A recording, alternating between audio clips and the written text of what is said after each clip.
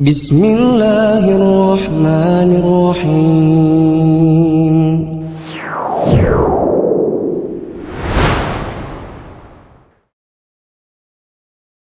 Bismillahirrahmanirrahim. Assalamualaikum warahmatullahi wabarakatuh. Waalaikumsalam warahmatullahi wabarakatuh. Alhamdulillahi rabbil alamin. Wassalatu wassalamu ala asyrafil anbiya'i wal mursalin wa ala alihi wa ashabihi ajma'in. Para pemirsa Mufid TV Official yang dirahmati Allah, khususnya para peserta program Mufid Islamic Academy, alhamdulillah kita dapat berjumpa kembali untuk melanjutkan pembahasan intisari kitab Hilyah Thalibil Ilm karya Syekh Bakar bin Abi Zaid. Dan sudah hadir bersama kita Ustadz Muflis Safitra hafizahullah ta'ala. Sehat Ustadz? Alhamdulillah. Alhamdulillah. Dan langsung saja kepada Ustadz kami persilahkan. Alhamdulillahirabbil alamin wassalatu wassalamu ala asyrafil anbiya'i wal mursalin wa ala alihi wa ashabihi ajma'in. Kita lanjutkan kembali pembahasan intisari Hilyah Thalibil Ilmi, dan sekarang masuk dalam pembahasan yang lagi-lagi sesuatu yang sering terjadi di antara kaum muslimin, kalangan para penuntut ilmu, karena kurang dalam mempelajari adab dan menerapkannya, sehingga terjadilah yang namanya debat kusir. Silakan. 38. Diskusi tanpa debat kusir. Hindari debat kusir karena debat kusir adalah bencana. Adapun berdiskusi untuk mencari kebenaran adalah nikmat. Diskusi yang benar adalah dalam rangka menegakkan yang hak, yaitu yang benar, di atas yang batil atau salah. Yang rojih, kuat landasannya di atas yang marjuh atau lemah. Sehingga diskusi dibangun di atas semangat saling menasihati, kelembutan, dan menebarkan ilmu. Adapun debat kusir, dalam dialog dan diskusi, isinya hanya saling berbantah-bantahan, riya atau pamer ilmu, suara gaduh, kesombongan, menang-menangan, pertengkaran, laga angkuh, permusuhan, dan menyamakan diri dengan orang-orang bodoh. Jadi jauhilah debat kusir dan orang-orang yang menyukainya, agar engkau selamat dari dosa dan perbuatan haram. Teman-teman yang dirahmati Allah, seringkali kita dapati sebagian kaum muslimin, kalangan para penuntut ilmu itu terjebak dalam sebuah perdebatan kusir. Bukan lagi dalam taraf diskusi ilmiah. Ya. Misalnya mengatakan pokoknya, ya, lo yang benar itu begini, dalilnya nggak usah tanya dalil. Pokoknya begini, itu kata guruku. Yang lain mengatakan, kamu nggak punya dalil, dalilnya guru. Coba kayak aku tuh berdalil. Jadi yang satu udah nggak punya dalil, yang satu nyombongkan dalil. Ya. Terjebaklah mereka dalam diskusi yang di situ penuh syaitan. Ya. Syaitan bertepuk tangan melihat pertengkaran mereka.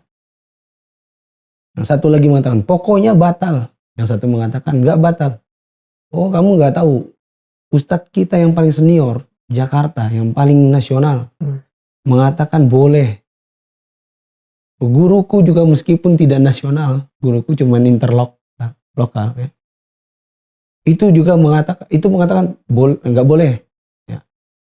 Akhirnya jadinya menang-menangan. Ya.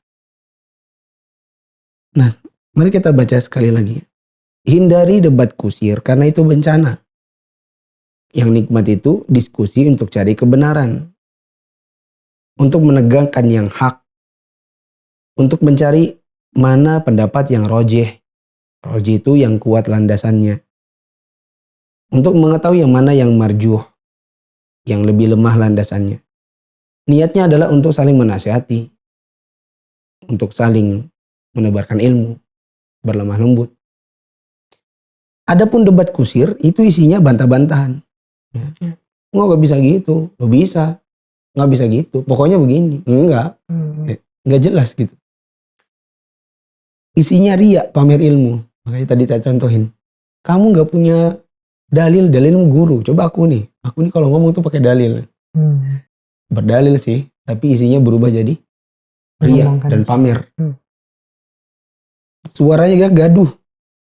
Ya, karena biasanya orang kalau sudah debat kusir itu kan volumenya tinggi. Ya.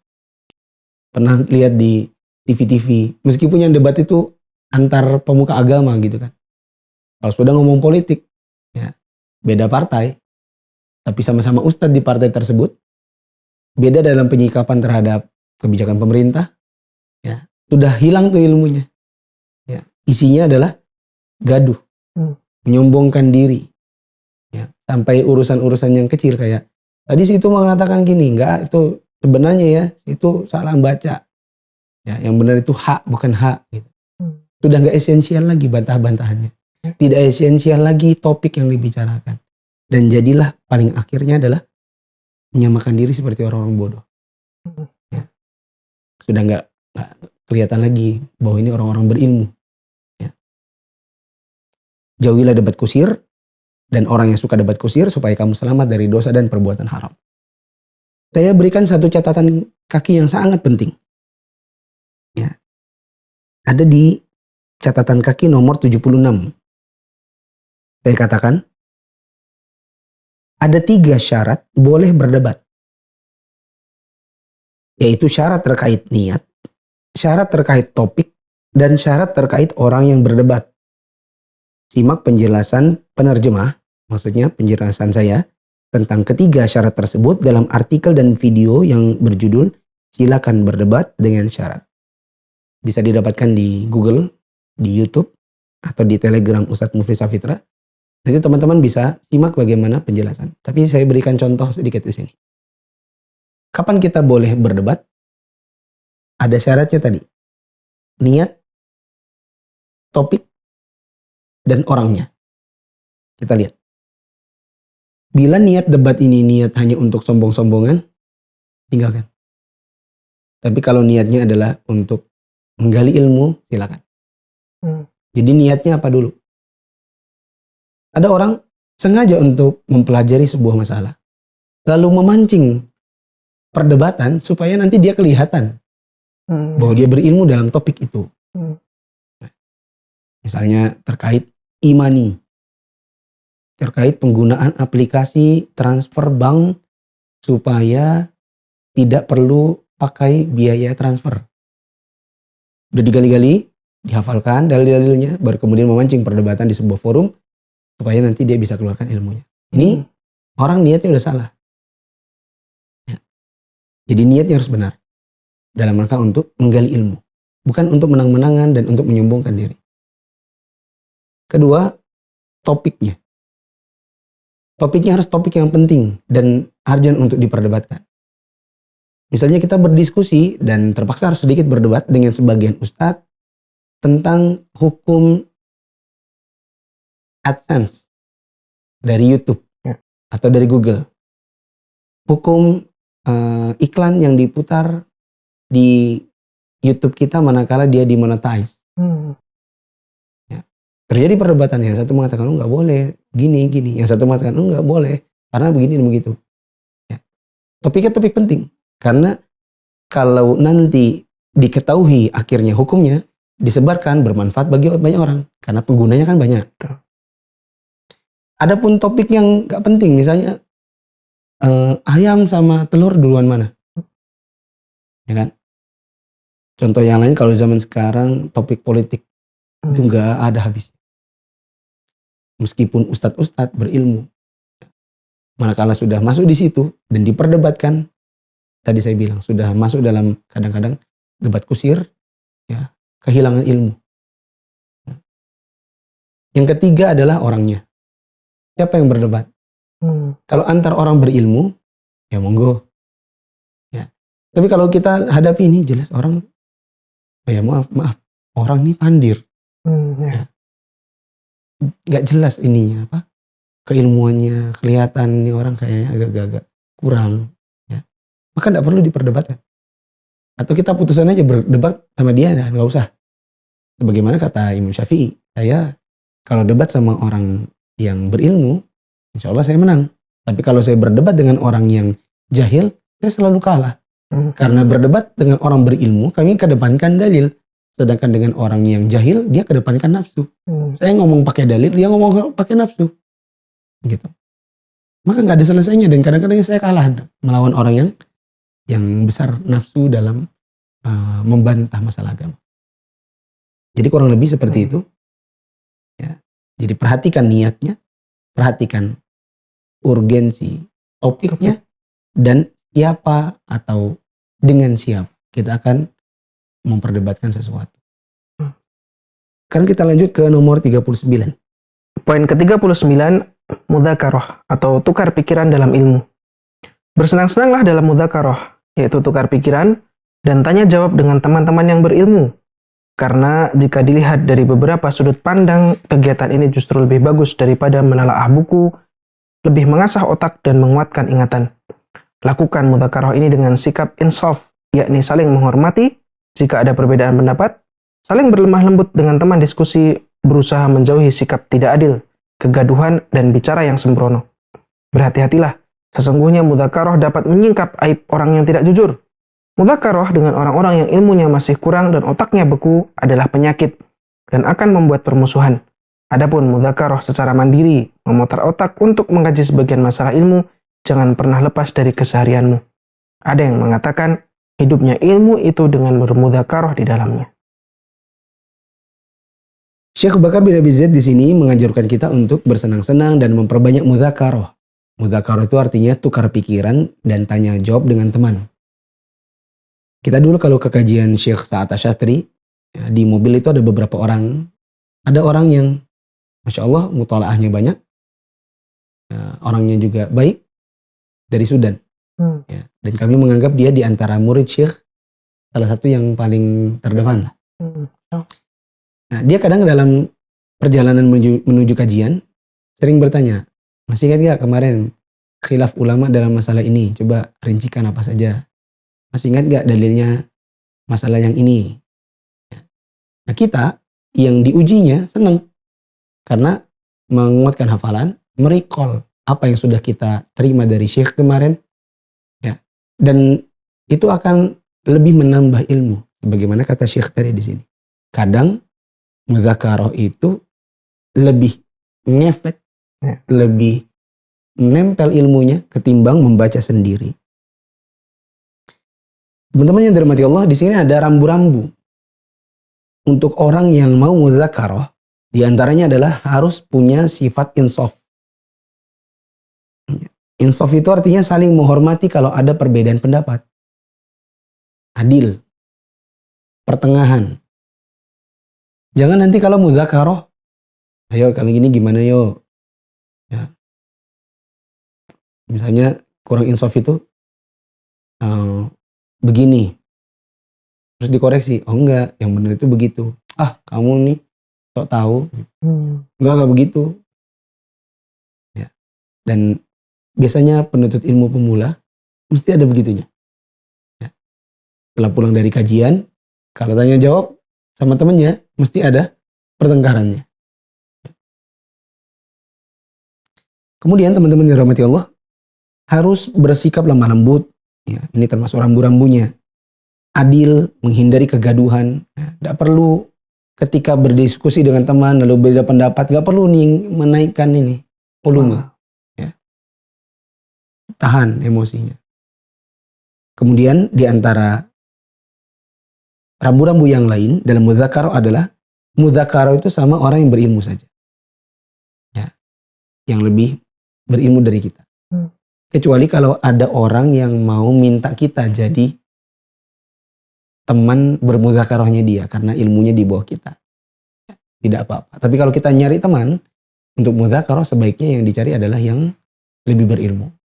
Dengan begitu kita mendapatkan tambahan ilmu. Ya. Karena kata Syekh di sini, kalau kita mudzakarah sama orang yang otaknya beku atau yang kurang pandai, ya, ini adalah penyakit nantinya. Wallahu a'lam bishawab. Baca nomor 40 dan 41 agar kita selesaikan bab ini. Poin ke-40, hidup di antara Al-Quran, Sunnah, dan ilmu keduanya. Al-Quran dan Sunnah ibarat sepasang sayap seekor burung. Berhati-hatilah, jangan sampai sayap-sayapmu lemah. Yang dimaksudkan di sini adalah pelajari Al-Quran dan Sunnah. Jangan hanya berkutat pada Al-Quran. Lalu tidak mempelajari hadis, tidak juga menghafalkannya. Bagian orang ada yang mengatakan, saya expertise-nya adalah Quran pokoknya. Jadi belajar tajwid mendalam. Tapi tidak belajar hadis, tidak belajar Umdatul Ahkam, tidak belajar wala Arba'in Nawawi, tidak pula belajar hadis-hadis yang pendek-pendek. Tapi dia mengatakan, saya mencukupkan diri dengan ilmu Quran. Ada lagi orang yang berkutat pada hadis, menghafalkan berbagai mustalah di dalam hadis, ya. Tetapi ketika ditanya tentang ilmu Al-Quran, tajwidnya kurang, bacaannya salah-salah. Ini ibarat orang yang, kalau kata Syekh tadi, seperti sayap seekor burung, maka orang yang hanya mencukupkan diri dengan ilmu Quran, tapi kurang dalam ilmu hadis, atau sebaliknya, ya, termasuk orang-orang yang lemah dalam sayap-sayapnya. 41. Poin 41, lengkapi perangkat di setiap bidang ilmu. Engkau tidak akan menjadi seorang penuntut ilmu yang ahli dan menguasai suatu bidang ilmu sampai unta masuk lubang jarum sekalipun, sebelum engkau melengkapi diri dengan perangkat-perangkat yang dibutuhkan dalam bidang ilmu tersebut. Dalam ilmu fiqih, lengkapi ilmu fiqih itu dengan usul fiqh. Dalam ilmu hadis, padukan dua perangkatnya, yaitu ilmu riwayat dan diroyah. Seterusnya demikian. Allah Ta'ala berfirman, orang-orang yang telah kami berikan kitab, mereka membacanya sebagaimana mestinya. Mereka itu beriman kepadanya. Dan barang siapa yang ingkar kepadanya, maka mereka itulah orang-orang yang rugi. Dari ayat ini, dapat diambil pelajaran. Janganlah seorang penuntut ilmu berhenti mempelajari suatu ilmu sampai dia menguasainya. Ini bagian terakhir di bab kelima. Engkau tidak akan menjadi seorang penuntut ilmu yang ahli, kecuali kalau engkau menguasai bidang-bidang ilmu yang berkaitan dengan ilmu yang kita pelajari. Sampai unta masuk lubang jarum sekalipun, engkau tidak akan bisa menjadi penuntut ilmu yang mumpuni bila engkau tidak melengkapi diri dengan perangkat-perangkat ilmunya. Tadi dicontohkan kalau ilmu fikih, kita mau ngajar ilmu fikih, ya sudah mau buka pengajian, tapi nggak pernah belajar kaidah fikih, tidak pernah belajar usul fikih, nanti akan ibarat orang jalan pincang. Apalagi kalau ditanya, ya, karena kita pada banyak masalah fikih tidak bisa hanya sebatas menghafal yang ada di buku. Kadang orang bertanya di luar dari yang ada di buku. Ya. Dan disitulah dibutuhkan ilmu usul fikih, dibutuhkan ilmu kaidah fikih. Anda ingat pernah ditanya masalah ada imam sholat zuhur. Dia bangkit di rokaat kelima. Ini. Lalu orang mengatakan, subhanallah. Tapi dia ngotot meneruskan sholatnya. Ustadz, saya harusnya ngapain sebagai makmum? Saya udah ngomong subhanallah, imamnya nggak duduk. Terus orang sekitar saya itu ada yang langsung berhenti, membatalkan sholat dan mengulang dari awal ke belakangnya. Ada lagi yang ikut imamnya. Nah, terus saya bingung, akhirnya saya duduk sendiri terus salam sendiri. Ini insya Allah nggak ada di bab-bab standar pembahasan fikih. Ini adalah sebuah kasus ditanyakan orang. Nah, muncullah di situ ilmu usul fikih, muncul kaidah fikih atau pemahaman kita tentang fikih itu sendiri. Yang kalau kita membuka kajian fikih tapi kita tidak paham ilmu perangkatnya, insya Allah nanti kayak orang pincang, ditanya ya ngawur-ngawur jawabannya. Kalau dalam ilmu hadis maka dipadukan antara ilmu riwayat dan diroyah. Disebutkan di catatan kaki, ilmu diroyah itu, ilmu riwayat itu berkenaan dengan sanad hadisnya, sedangkan ilmu diroyah adalah yang berkenaan dengan makna yang terkandung di dalamnya. Jangan hanya sekedar menghafal dari fulan, dari Rasulullah SAW bahwa beliau bersabda. Itu cuma hafal riwayat. Ya. Tapi kandungan di dalamnya apa? Ya. Seperti yang pernah saya contohkan di episode Mia terdahulu, tentang orang yang mengetahui bahwa di duburnya ada seperti angin. Ya. Apakah batalkan sholat atau tidak? Ya. Ini bagian dari diroyah yang perlu untuk dikaji oleh seseorang yang mengkaji ilmu hadis. Nah, Wallahu a'lam bishawab. Mungkin kita jeda dulu. Baik, pemirsa yang dirahmati Allah, kita akan kembali setelah yang satu ini.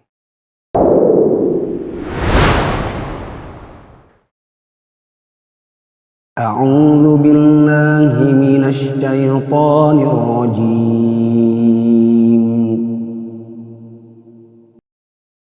Assalamualaikum teman-teman. Pada hari ini saya akan mengajak teman-teman untuk murojaah hafalan Al-Quran yang ada di juz 30. Semoga kita bisa mendapatkan pahala membaca Al-Quran, bisa lebih menguatkan hafalan, terutama untuk teman-teman yang mengimami keluarganya dan mempergunakan hafalan Al-Qur'annya manakala untuk berdakwah dengan orang-orang yang ada di sekitarnya. Ingat, jangan buka Al-Qur'an, dan saya akan membacakan sebagian dari ayat yang ada di juz 30 dan teman-teman tinggal melanjutkan.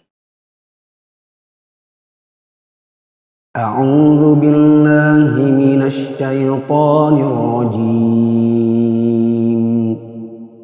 Bismillahirrahmanirrahim. Al-qari'atu mal-qari'ah. Wa ma adraka mal-qari'ah. Yawma yakunun nasu kal-farashil mabthuth. Lanjutkan.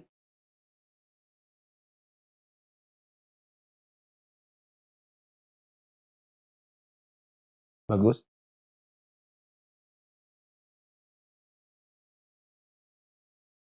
Lanjutkan. Lanjut.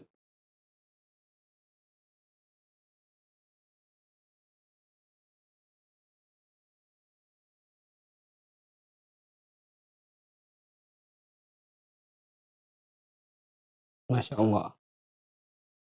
Mungkin teman-teman yang tadi masih kurang lancar saat murojaah, berarti harus banyak-banyak mendengarkan lagi murotal-murotal yang ada dan sering-sering dipraktikkan dan dibaca waktu sholat.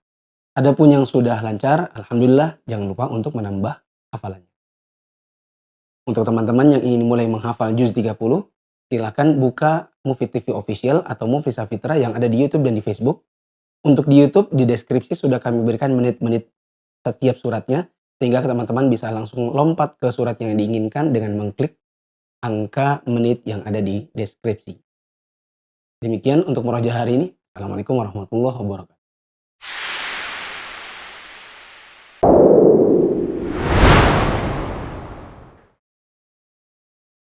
Teman-teman yang dirahmati Allah, kita kembali lagi. Ustadz Ana mau bertanya terkait dengan debat kusir ini, Ustadz. Apa yang harus kita lakukan, Ustadz? Kalau misalnya, kan kadang ada di sebagian teman-teman kita yang mungkin kita tahu dia senang untuk berdebat gitu, Ustadz ya. Senang debat kusir, dan kita tahu misal dia ketika membahas sesuatu itu akan panjang, ya bahasanya jadi nggak, dalam tanda kutip kurang berbobot gitu, Ustadz ya. Dan kita sebetulnya sudah nggak mau gitu. Gimana caranya, Ustadz? Kita mau menghindar tapi nggak sampai membuat dia merasa tersinggung misalnya gitu. Paling enak itu kalau memang bisa ngomong langsung, ya ngomong langsung sama orangnya.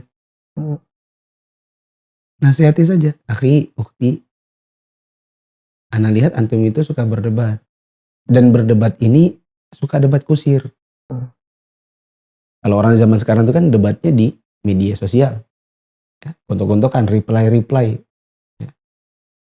Kita lihat antum ini kalau ada perdebatan justru paling depannya. Ya. Bahkan yang antum perangi itu para ustadz-ustadz juga. Antum kalau nggak suka dengan seorang ustadz atau antum beda pendapat, tidak perlulah sampai kehilangan semacam rasa hormat. Apalagi kalau ustadz itu pada dasarnya akidahnya lurus, pada dasarnya pemikirannya baik. Kita kalau bisa nasihatin langsung, ya nasihatin langsung. Adapun dalam kasus sering ketemu tapi tidak berani atau tidak enak atau sungkan untuk menasihatinya langsung, bisa jadi kita beritahu kepada orang yang dia hormati. Misalnya kita tahu dia paling suka kajian sama Ustadz Fulan. Kita kasih tahu aja sama Ustadz Fulan itu. Ya, mohon maaf Ustadz, bukan bermaksud untuk menjelekkan seseorang, bukan bermaksud untuk merusak reputasi seseorang.